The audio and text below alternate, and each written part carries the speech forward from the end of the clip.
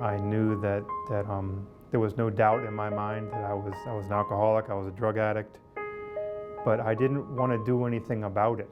My doctor had actually given me the number for Kolmac Clinic, but again, I wasn't going to go there because I didn't want to stop. I didn't think I would ever want to be clean and sober.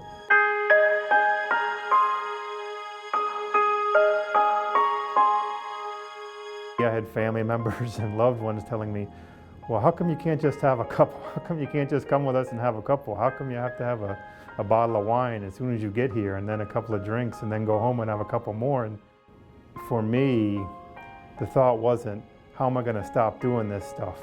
I'd never reached that point. How am I going to stop? What occurred to me is I need to stop doing cocaine. I need to stop doing this drug so I can still keep doing those. I had driven my family away and I said, okay, I have to do something. Maybe I can do something about this and I can get back to getting 2 months and I can dry out a little bit and I can be productive again. And after a weekend, heavy using and heavy drinking weekend, I thought I had a heart attack on Monday morning. I went to the hospital. Turns out it was an anxiety attack. But it scared me enough to scare me clean. I still had the number for Kolmac Clinic. This was about 6 months after the doctor had given it to me. And there were 2 times when I picked up the phone and called and hung up.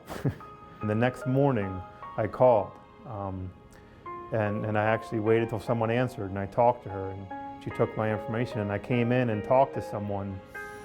And it's really the first time I was honest with the way I felt, with my habits, with what I was doing, and I just dumped it all out at Kolmac when I talked to the clinician. I just said, here's everything.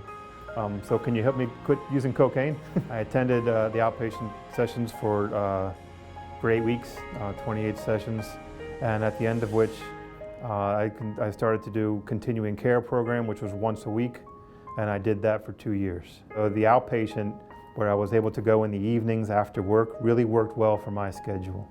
And it also allowed me to not feel like I was going to be trapped. I could still have my normal day. I could see my family, I could see my friends, and I could go to treatment. I was going to be locked away, and that was very attractive to me. I remember seeing my mother just crying the first time she saw me after I'd been in treatment for a few weeks, that she saw a difference in me.